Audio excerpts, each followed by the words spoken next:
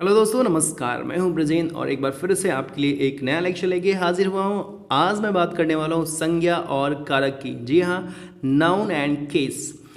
दोस्तों, कारक जो है ये हिंदी व्याकरण का बहुत बार पूछा जाने वाला एक बिंदु है जो आपको तैयार करना होगा। ये थोड़ा सा बड़ा टॉपिक भी है। इसको हम बहुत अच्छे से कवर करने वाले हैं और इसमें बहुत इंटरेस्टिंग बातें आपको बताऊंगा जो आपको शायद पहले नहीं पता होंगी। लेकिन बताने से पहले आपसे गुजारिश है कि आप चैनल को सब्सक्राइब प्लीज़ करें और वीडियो को लाइक कर दीजिए और दोस्तों से शेयर भी करें ताकि उनको भी इसका फ़ायदा मिल सके।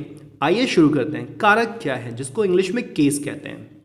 दोस्तों, किसी वाक्य में संज्ञा सर्वनाम का वाक्य के अन्य शब्दों के साथ संबंध व्यक्त करने वाला तथ्य कारक कहलाता है। अर्थात वह बात जो किसी एक शब्द का वाक्य के अन्य शब्दों से संबंध स्थापित करे उसे हम केस कहते हैं, उसे हम कारक कहते हैं। जैसे कि यहाँ पे मैंने उदाहरण के रूप में लिखा हुआ है, राम ने रावण को मारा। तो यहाँ पे ने शब्द जो है ये रावण और राम का संबंध स्थापित कर रहा है। को शब्द यहाँ पे मारना और रावण का शब्द स्थापित कर रहा है। तो इस तरह से राधा शाम के लिए बेचैन रहती थी। के लिए शब्द जो है आपका राधा और शाम का एक संबंध व्यक्त कर रहा है। तो इस तरह से ये जो शब्द होते हैं जो एक शब्द का वाक्य के अन्य शब्दों से संबंध स्थापित करें उन्हें हम कहते हैं कारक, उन्हें कहते हैं केस। अब दोस्तों, जो सबसे अधिक बार पूछा जाता है कारक के संबंध में वो है कि हिंदी व्याकरण में कारक की संख्या कितनी होती है। तो आपको बिल्कुल भी गलती नहीं करना है। हिंदी व्याकरण में कारक की संख्या 8 होती है। जी हाँ, 8 कारक होते हैं और इन कारकों का नाम और इनका चिन्ह याद होना जरूरी होता है, क्योंकि इनके चिन्ह या इनके निशान से संबंधित प्रश्न भी आगे आपको मिलेंगे, जिसे मैं अभ्यास कार्य में आपको देने वाला हूँ। तो चलिए देखते हैं। फास्ट आपको पता होगा, फिर भी एक बार रिवीजन हो जाएगा। कर्ता कारक का निशान ने होता है, कर्ता ने। कर्म कारक को कर्ता ने कर्म को कहते हैं, करण से या के द्वारा। संप्रदान के लिए, अपादान से शब्द अलगाव के लिए होगा, अलग होने के लिए होगा। संबंध काकी के रारी रे नानी ने होता है। अधिकरण में या पर। संबोधन हे भो अरे रे, ये सब होता है। तो ये तो कॉमन सा एक डिस्क्रिप्शन है जो आपको ऑलरेडी पता होगा, और अगर पता है तो फिर इसके आगे आपको जानने की ज़रूरत है। अगर नहीं पता तो इसको आप नोट कर सकते हैं, 1-2 बार पढ़ सकते हैं, क्योंकि ये निश्चित रूप से पूछा जाएगा कि एक वाक्य देगा और वाक्य में पूछेगा कि इस वाक्य में किस कारक का प्रयोग हुआ है। तो हम कैसे पहचानते हैं? हम पहचानते हैं निशान से।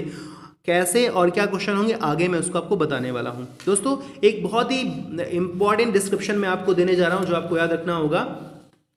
ये यहाँ पे मैंने एक चार्ट प्रिपेयर किया जहाँ पे कारक पहचान और उसके उदाहरण मैंने दिए हुए हैं। इसको आप अच्छे से समझेंगे, ध्यान देंगे तो बिल्कुल कारक संबंधी कोई भी प्रश्न आएगा तो आपसे गलती नहीं होने वाली है।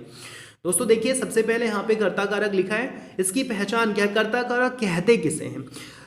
क्रिया को करने वाला, यानी जो काम करता है उसे कर्ता कहते हैं। जिसके द्वारा कोई क्रिया संपादित हो, जिसके द्वारा कोई क्रिया की जाए उसे ही तो हम कहेंगे कर्ता। यानी काम करने वाला ही कर्ता होता है, उसे हम कर्ता कारक कहते हैं। जैसे राम ने पत्र लिखा, तो पत्र किसने लिखा? राम ने।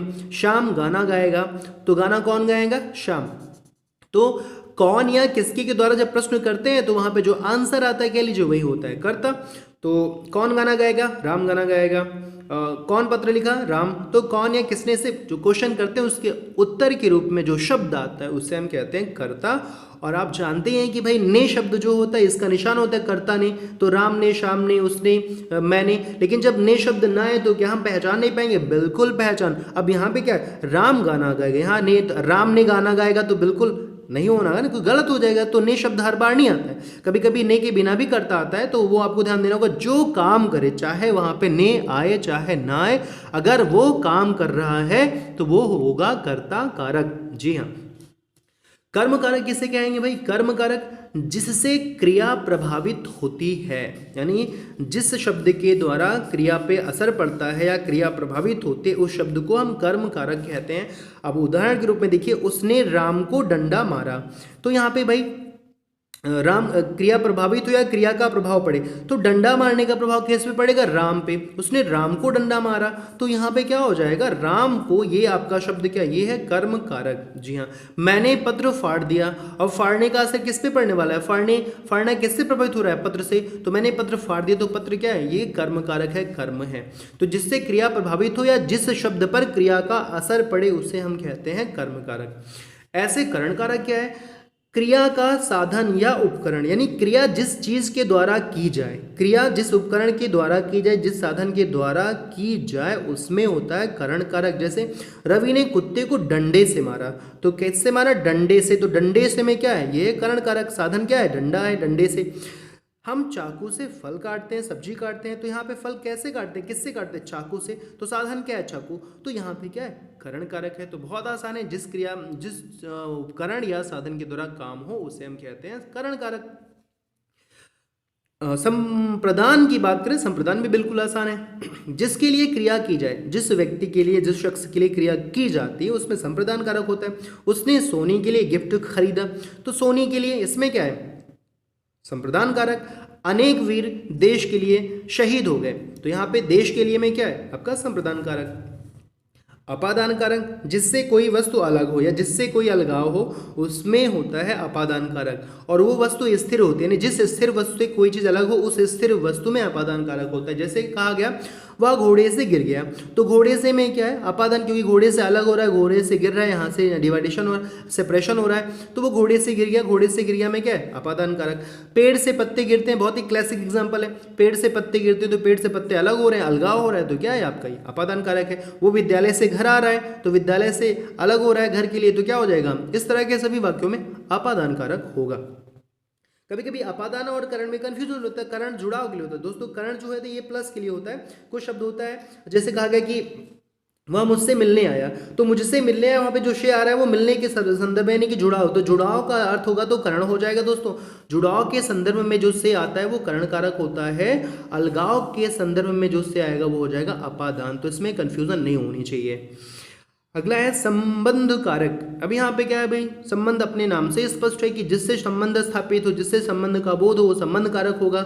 इसका निशान काकी के, रारी रे, नानी ने होता है। तो यह राम का घर है, काकी के का यहाँ पे संबंध व्यक्त कर रहा है। यहाँ पे कह सकते हैं कि यहाँ पे जो है ओनरशिप का भी बोध होता है, ओनरशिप का बोध होता है, यानी कि मालिकाना हक का बोध होता है। ये मेरा बैग है, वो तुम्हारा घर है, ये मेरी कलम है। तो इस तरह का जो सेंटेंस होगा वो संबंध का बोध कराएगा।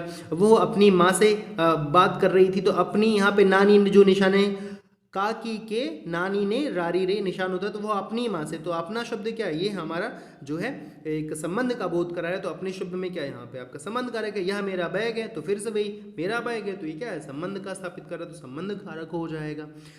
नंबर 7 पे है अधिकरण। और अधिकरण की पहचान क्या है? कि जो क्रिया का आधार हो, जो क्रिया का बेस होता है, यानी जिसके ऊपर कोई क्रिया हो, उसको कहते हैं अधिकरण। अब यहाँ पे उदाहरण के रूप में बहुत ही आसान सा वाक्य दिया है, श्याम कमरे में नहीं था। श्याम कमरे में नहीं था, तो यहाँ पे कमरे में क्या है आपका? वैसे भी अधिकरण का निशान में या पर होता है, उससे भी आप याद रख सकते हैं कि में या पर आएगा तो उस वाक्य में हो जाएगा अधिकरण कारक।